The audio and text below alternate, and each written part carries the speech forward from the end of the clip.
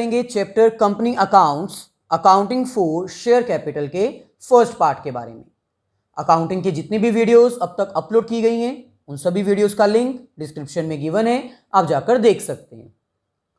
So company accounts की इस series के फर्स्ट पार्ट में आज हम डिस्कस करेंगे बेसिक कॉन्सेप्ट और टॉपिक हमारे पास है meaning of a company, features of a company, share capital of a company and classification of share capital. Start करने से पहले आपसे रिक्वेस्ट है कि अगर आप फर्स्ट टाइम हमारे चैनल पर आए हो तो इसको सब्सक्राइब कर लीजिए, साथ में जो बेल आइकन अपीयर होगी उसको क्लिक करके ऑल नोटिफिकेशंस के ऊपर क्लिक कर दीजिए ताकि फ्यूचर में जब भी हम वीडियोस अपलोड करें अकाउंट्स या फिर बिजनेस स्टडीज के रिगार्डिंग उसका लिंक आपको मिल जाए। इकोनॉमिक्स की वीडियोस के लिए आप हमारे separate channel economics by Jolly coaching को रेफर कर सकते हैं। वहां पर इंडियन इकोनॉमिक्स, मैक्रो इकोनॉमिक्स और माइक्रो इकोनॉमिक्स के रिगार्डिंग वीडियोस अपलोड की जाती हैं with written notes. So first हमारे पास आता है मीनिंग। बेसिकली कंपनी होता क्या है? कंपनी एक टाइप ऑफ बिजनेस है, जैसे सोल प्रोप्राइटर है, ज्वाइंट हिंदू फैमिली है या फिर कोऑपरेटिव सोसाइटी है। वैसे ही कंपनी भी एक टाइप ऑफ अ बिजनेस है जिसमें दो या दो से ज्यादा पर्सन बिजनेस को स्टार्ट करते हैं for achieving the common objective. वो मिलके बिजनेस को स्टार्ट करते हैं अपने ऑब्जेक्टिव्स को फुलफिल करने के लिए। सो यहां पर हमें कह रहे हैं अ company is a type of business in which persons or members came together to achieve a common objective। So company एक बिजनेस की टाइप है, जैसे सोल प्रोप्राइटर होता है, हिंदू अनडिवाइडेड फैमिली होती है, जैसे पार्टनरशिप होती है। वैसे ही कंपनी भी एक टाइप ऑफ बिजनेस है जिसमें different persons, different members together अपने ऑब्जेक्टिव को अचीव करने के लिए एसोसिएट होते हैं, यानी इकट्ठे होते हैं और अपने ऑब्जेक्टिव्स को अचीव करते हैं। It is an association of person who came together to form a business। ये एक persons की एसोसिएशन है, यानी ये एक ग्रुप ऑफ persons है जिसमें वो एक साथ मिलके बिजनेस स्टार्ट करते हैं और अपने ऑब्जेक्टिव्स को अचीव करते हैं। A company is also called as joint stock company। Company को हम ज्वाइंट स्टॉक कंपनी भी कहते हैं। कंपनी के मीनिंग को अच्छे से अंडरस्टैंड करने के लिए हमें इनके फीचर्स को अंडरस्टैंड करना होगा। नेक्स्ट हमारे पास है डेफिनेशन। सो ये definition according to section 2 sub section 20 of companies act 2013 में प्रोवाइड की गई है। सो यहां पर हमें कह रहे हैं company means a company incorporated under this act और any previous company law. Company एक ऐसी कंपनी होती है जो कि रजिस्टर्ड की जाती है इस एक्ट के under. This act means companies act 2013। So company एक ऐसी कंपनी होती है जिसको रजिस्टर्ड किया जाता है अंडर कंपनीज एक्ट 2013 और एनी प्रीवियस कंपनी लॉ, या फिर इससे पहले कोई अगर एक्ट बना होगा या फिर कोई लॉ बना होगा तो उसमें रजिस्ट्रेशन करवाई जाती है। सो नेक्स्ट हमारे पास आता है feature, nature, character and quality of a company. So first हमारे पास आता है इनकॉर्पोरेशन, यानी कंपनी एक ऐसा बिजनेस होता है जिसकी इनकॉर्पोरेशन यानी रजिस्ट्रेशन करवाना कंपलसरी है। इसकी रजिस्ट्रेशन कंपनीज एक्ट 2013 या फिर इससे पहले बने हुए किसी भी एक्ट में करवाई जा सकती है। सो इट मीन्स कंपनी एक ऐसा टाइप ऑफ बिजनेस है जिसकी इनकॉर्पोरेशन करवाना यानी रजिस्ट्रेशन करवाना कंपलसरी है। सो यहां पर हमें कह रहे हैं incorporation means registration of a company. यहां पर इनकॉर्पोरेशन का मतलब क्या है? रजिस्ट्रेशन करवाना अपनी कंपनी की। For the establishment of a company one needs to register the company as per the companies act 2013। अगर किसी भी पर्सन को कंपनी एस्टेब्लिश करनी है, स्टार्ट करनी है, तो उसको एस्टेब्लिश करने के लिए उसकी रजिस्ट्रेशन करवाना कंपलसरी होगी। रजिस्ट्रेशन करवाने के लिए उसको रजिस्ट्रार के पास according to the companies act 2013 सारे रूल्स फॉलो करते हुए रजिस्ट्रेशन करवानी पड़ेगी। The incorporation of a company is compulsory. Without registration आप अपनी कंपनी स्टार्ट नहीं कर सकते, रजिस्ट्रेशन करवाना कंपलसरी है। नेक्स्ट हमारे पास आता है separate legal entity. Separate legal entity का मतलब होता है सेपरेट लीगल आइडेंटिटी, यानी कंपनी एक ऐसा टाइप ऑफ बिजनेस है जिसमें कंपनी की एक अलग पहचान होती है, वो अपने नेम से जाना जाता है। ऑनर्स, मेंबर्स, मैनेजमेंट और कंपनी सभी डिफरेंट पर्संस हैं। कंपनी की अपना लीगल स्टेटस होता है, वो किसी के ऊपर केस कर सकता है और उसके ऊपर केस हो भी सकता है, यानी वो अपने नेम से मार्केट में जाना जाता है, पहचाना जाता है। सो यहां पर हमें कह रहे हैं separate legal entity means having separate identity. Separate legal entity का मतलब क्या होता है? सेपरेट आइडेंटिटी होना, अपनी एक अलग पहचान होना। सो कंपनी की अपनी एक अलग पहचान होती है। अ company is having separate legal identity, which means a company is having his own separate existence and known by their own name। जिसका मतलब क्या है? कंपनी की अपनी एक अलग पहचान है, वो सेपरेट पर्सन है और उसकी एग्जिस्टेंस अलग है, वो अपने नेम से जानी जाती है। ऐसे ही नेक्स्ट हमारे पास आता है artificial person. It means company एक आर्टिफिशियल पर्सन है, वो ब्रीथिंग नहीं कर सकती लेकिन उसकी अपनी एक अलग पहचान है, उसकी रजिस्ट्रेशन अपने नेम से होती है। अगर केस करना है तो कंपनी के ऊपर किया जाएगा और अगर कंपनी ने केस करना है तो कंपनी के नेम से वो केस रजिस्टर्ड किया जाएगा। सो इट मीन्स कंपनी एक आर्टिफिशियल पर्सन है, इसकी अपनी एक अलग पहचान है और ये ब्रीथिंग नहीं कर सकती। So artificial person means not a real person who cannot breathe. So company जो है वो एक आर्टिफिशियल पर्सन है, ये ब्रीथिंग नहीं कर सकती। Company is a artificial person in the eyes of law. कानून की निगाह में कंपनी एक आर्टिफिशियल पर्सन है, उसकी अपनी एक अलग पहचान है। Who can enter into a contract, purchase a property and conduct the business in his own name. अब क्योंकि कंपनी एक सेपरेट लीगल आइडेंटिटी रखती है, उसकी अपनी एक अलग पहचान है, वो मार्केट में अपने नेम से जानी जाती है, कानून की निगाहों में वो एक आर्टिफिशियल पर्सन है। सो इसीलिए वो कॉन्ट्रैक्ट में एंटर कर सकती है अपने नेम से, वो अपने नेम से प्रॉपर्टी परचेज कर सकती है और अपने नेम से बिजनेस को भी कंडक्ट कर सकती है। सो ऐसे ही फोर्थ कैरेक्टर हमारे पास आता है परपेचुअल एग्जिस्टेंस। परपेचुअल एग्जिस्टेंस का मतलब क्या होता है? Continuous existence, existence for long period. It means company की एग्जिस्टेंस जो है वो इफेक्ट नहीं होती। कंपनी में मेंबर्स आते हैं, कंपनी में से मेंबर्स चले जाते हैं, किसी की डेथ हो जाती है, कोई रिटायर हो जाता है, कोई अपने शेयर्स सेल करके कंपनी को छोड़कर चला जाता है, लेकिन इससे कंपनी की एग्जिस्टेंस में, कंपनी की कॉन्टिन्यूएंस में कोई इफेक्ट नहीं पड़ता। कंपनी कॉन्टिन्यूसली रन करती रहती है। सो यहां पर हमें कह रहे हैं perpetual existence means continuous existence for a long period of time. Perpetual existence का मतलब क्या होता है कि कॉन्टिन्यूसली एग्जिस्ट करना मार्केट में फॉर अ लॉन्ग पीरियड, बहुत लंबे समय तक मार्केट में टिके रहना और अपना बिजनेस करते रहना। A company is having perpetual existence which means it continue to exist for a longer period of time. जो एक कंपनी होती है वो एक ऐसा बिजनेस है जिसकी एग्जिस्टेंस इफेक्ट नहीं होती, ये कॉन्टिन्यूसली वर्क करती रहती है। मेंबर्स में कम, मेंबर में go, but it does not affect the existence of a company. Company में मेंबर्स आते रहते हैं, कंपनी में से मेंबर्स जाते रहते हैं, लेकिन इससे कंपनी की एग्जिस्टेंस में कोई फर्क नहीं पड़ता, वो कॉन्टिन्यूसली अपना वर्क करती रहती है। कंपनी की एग्जिस्टेंस तभी बंद की जाती है जब उसको हमें वाउंड अप करना होता है, यानी क्लोज करना होता है, शट डाउन करना होता है। एट दैट टाइम कंपनी को लिक्विडेट किया जाता है, यानी सारी एसेट्स सेल की जाती हैं और लायबिलिटीज की पेमेंट कर दी जाती है। नेक्स्ट हमारे पास आता है लिमिटेड लायबिलिटी। जो कंपनीज होती हैं उनकी लायबिलिटी लिमिटेड होती है depending upon the situation. So first हमारे पास आता है in case of limited by shares, यानी एक पर्सन ने जितने शेयर्स परचेज किए, जितनी वैल्यू की इन्वेस्टमेंट की है, तो उसकी इन्वेस्टमेंट के अकॉर्डिंग ही उसकी लायबिलिटी भी लिमिटेड कर दी जाती है।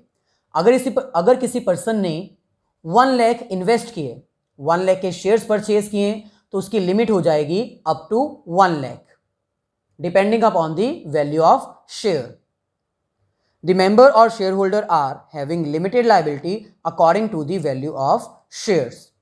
जो कंपनी के मेंबर्स हैं, जो कंपनी के शेयर होल्डर्स हैं, अगर उनकी लाइबिलिटी लिमिटेड बाय शेयर्स है, इट मीन्स जितनी शेयर्स की वैल्यू होगी उतनी ही पेमेंट वो at the time of liquidation company को पे करेंगे।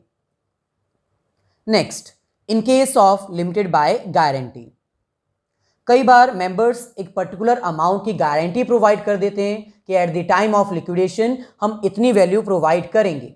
For example 2 lakh, 5 lakh, 20 lakh. So जो अमाउंट गारंटी की जाती है उस अमाउंट तक एक मेंबर की लिमिट जो है वो डिसाइड कर दी जाती है। So the members are having limited liability according to the guarantee given by them at the time of winding up of the business.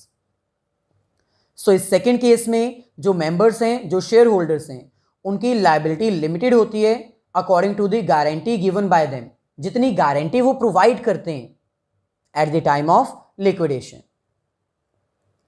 Last हमारे पास है in case of unlimited liability. अगर कंपनी अनलिमिटेड लाइबिलिटी के साथ registered है तो it means इसके सभी मेंबर्स की लाइबिलिटी अनलिमिटेड होगी। वो तब तक पेमेंट करेंगे जब तक पूरी तरह से कंपनी वाइंड अप नहीं हो जाती, कंपनी की पूरी लाइबिलिटी पे नहीं हो जाती।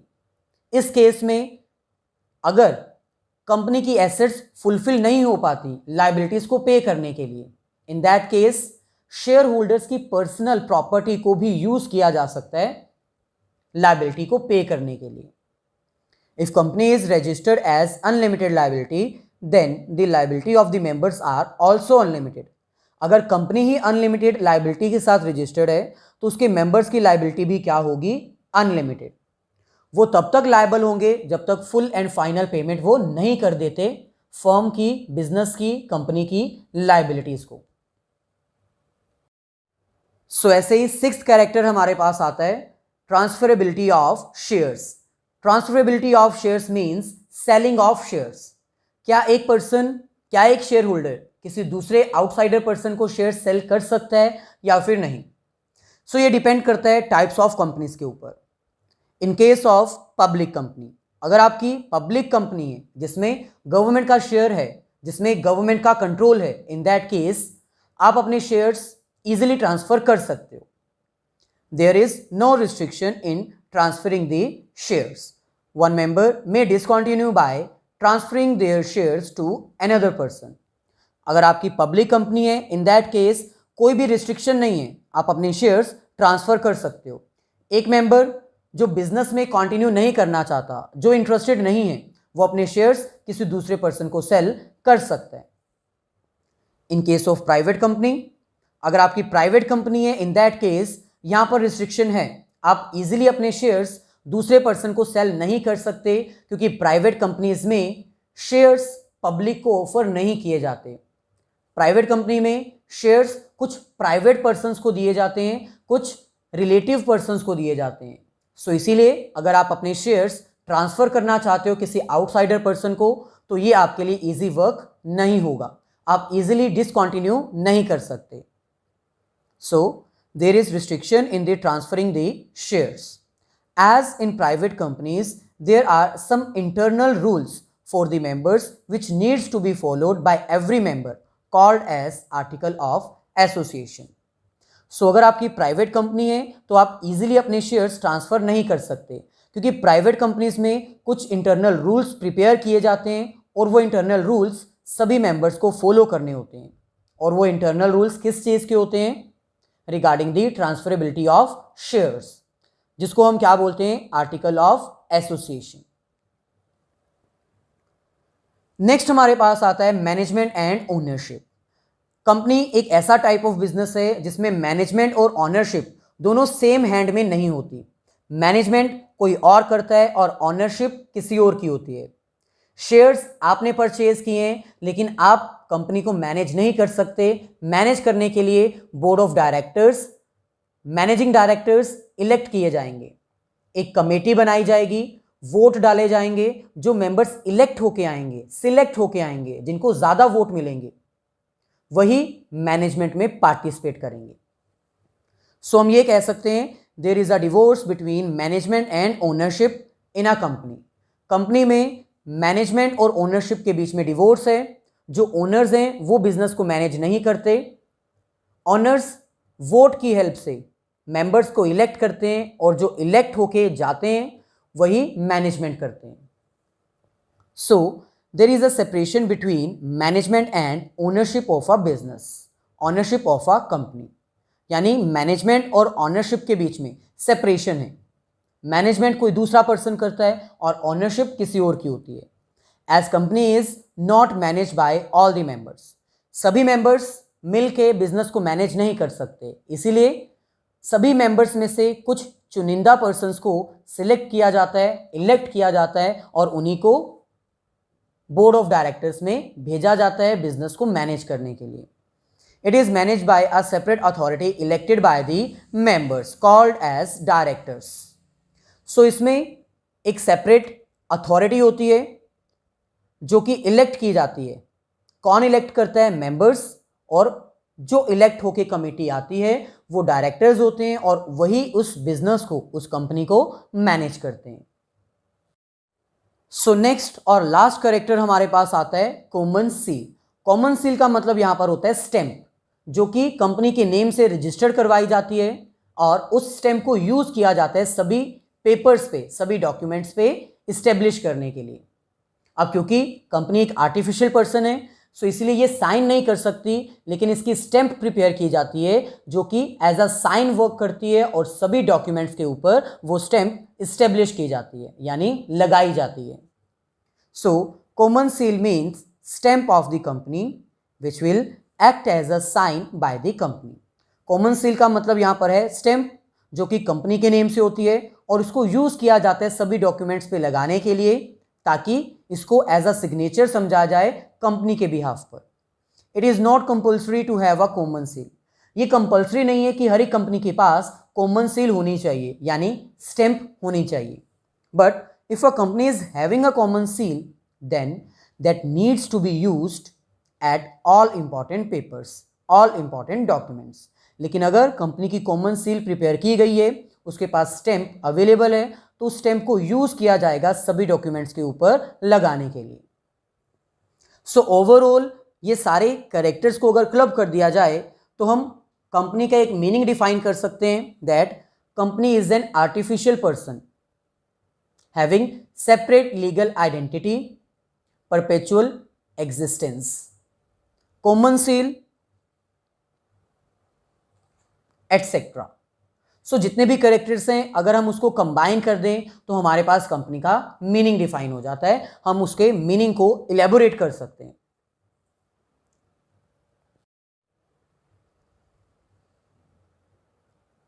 सो नेक्स्ट हमारे पास आता है share capital of a company.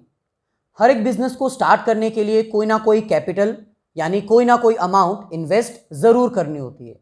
Same way से कंपनी को स्टार्ट करने के लिए भी कैपिटल की रिक्वायरमेंट होती है, यानी ऐसे अमाउंट जो बिजनेस को स्टार्ट करने के लिए इन्वेस्ट की जाती है। सो कंपनी में इन्वेस्ट की जाने वाली अमाउंट को हम शेयर कैपिटल बोलते हैं। Share capital is the capital of the company which is raised bye issue of shares.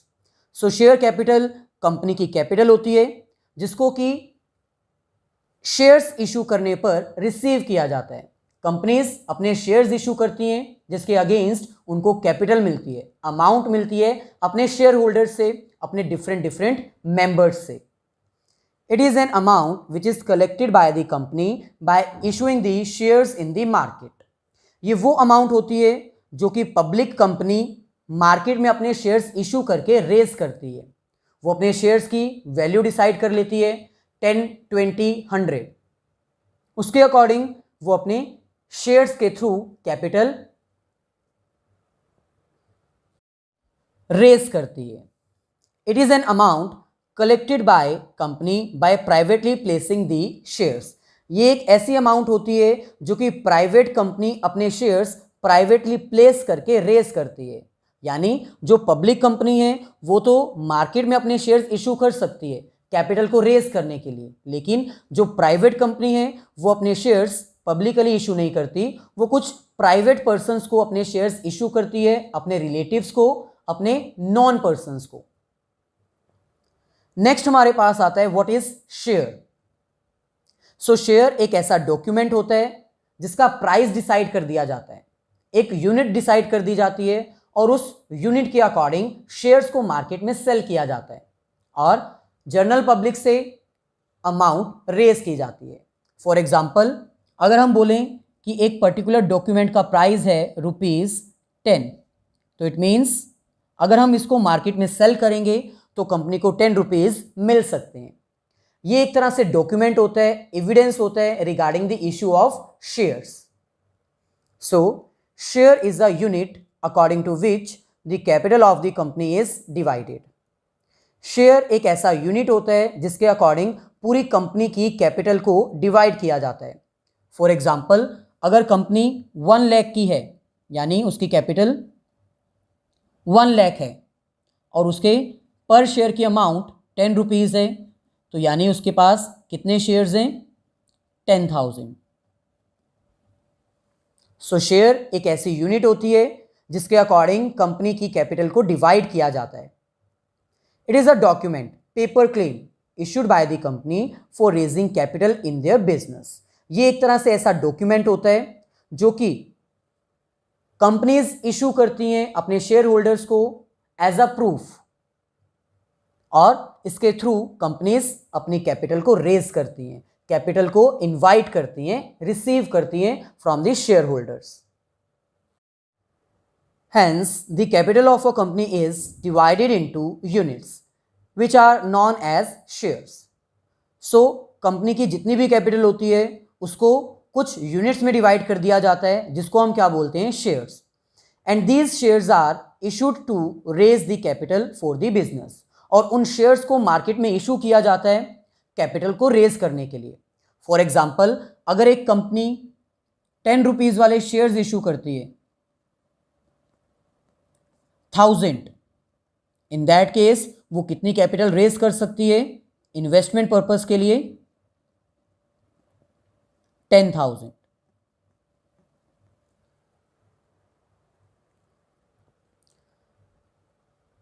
Next हमारे पास है क्लासिफिकेशन ऑफ शेयर कैपिटल, यानी एक कंपनी अपने शेयर कैपिटल को यानी कैपिटल को कैसे क्लासिफाई कर सकती है, कैसे डिवाइड कर सकती है। सो फर्दर स्टार्ट करने से पहले अगर आपको वीडियो अच्छी लगी है तो प्लीज़ इसको लाइक ज़रूर कर दीजिए और अपने सभी फ्रेंड सर्कल में इसको शेयर कर दीजिए। हमारे separate channel economics by Jolly coaching को सब्सक्राइब कर दीजिए क्योंकि इकोनॉमिक्स के रिगार्डिंग सारे लेक्चर्स वहीं पर प्रोवाइड किए जाते हैं with written notes. So company की कैपिटल को हम बेसिकली 3 पार्ट्स में डिवाइड कर सकते हैं: authorised capital, issued capital and subscribed capital. First हमारे पास आती है ऑथोराइज्ड कैपिटल। ऑथोराइज्ड कैपिटल का मतलब होता है कि कंपनी को कितनी अथॉरिटी दी गई है कैपिटल को रेज करने के लिए, यानी एक पर्टिकुलर कंपनी कितनी कैपिटल रेज कर सकती है bye issuing the shares in the market. Market में अपने शेयर्स को इशू करके कितनी लिमिट है, कितने शेयर्स वो इशू कर सकती है अपनी कैपिटल को रेज करने के लिए, उसको हम क्या बोलते हैं? ऑथोराइज्ड कैपिटल यानी रजिस्टर्ड कैपिटल। जब कंपनी अपने आप को रजिस्टर्ड करवाने गई थी एट दैट टाइम उसकी कैपिटल को भी रजिस्टर्ड किया जाता है, उसकी लिमिट डिसाइड की जाती है कि कितनी कैपिटल वो रेज कर सकती है फ्रॉम द पब्लिक, तो उसको हम क्या बोलते हैं? Authorised capital. सो यहां पर हमें कह रहे हैं authorised capital is the registered capital of a company. जो ऑथोराइज्ड कैपिटल होती है वो रजिस्टर्ड कैपिटल होती है कंपनी की, जितनी रजिस्टर्ड की गई है आप उससे ज़्यादा शेयर्स मार्केट में इशू नहीं कर सकते, उससे ज़्यादा आप कैपिटल रेज नहीं कर सकते। It is the maximum limit allowed by the memorandum of association. ये मैक्सिमम लिमिट होती है जो कि रूल्स और रेगुलेशंस में मेंशन किए जाते हैं। किस चीज़ के rules and regulations? Outer side, जिसको हम क्या बोलते हैं? Memorandum of association. सो ये एक डॉक्यूमेंट होती है जिसमें रूल्स एंड रेगुलेशंस मेंशन किए जाते हैं और इसमें यह भी मेंशन किया जाता है कि एक कंपनी की ऑथोराइज्ड कैपिटल कितनी होनी चाहिए, यानी उसकी मैक्सिमम लिमिट कितनी होनी चाहिए regarding the issue of shares. It is that capital which a company can raise by issuing the shares. ये वो कैपिटल होती है जिसको एक कंपनी मार्केट में इशू करके अपनी कैपिटल रेज कर सकती है। नेक्स्ट हमारे पास आता है issued capital. Basically issued capital authorised capital का ही पार्ट होती है। जितनी हमें अथॉरिटी मिलती है, जितनी हमारी लिमिट होती है, उसी में से हम कुछ पोर्शन मार्केट में इशू कर देते हैं कैपिटल को रेज करने के लिए। सो जो शेयर्स हम मार्केट में इशू कर देते हैं कैपिटल को रेज करने के लिए, उसको हम क्या बोलते हैं? Issued capital. सो यहां पर हमें कह रहे हैं issued capital is that part of authorised capital which is issued for raising capital. Issued capital authorised capital का वो पोर्शन है, वो पार्ट है जिसको एक कंपनी मार्केट में इशू कर देती है कैपिटल रेज करने के लिए, कैपिटल इनवाइट करने के लिए।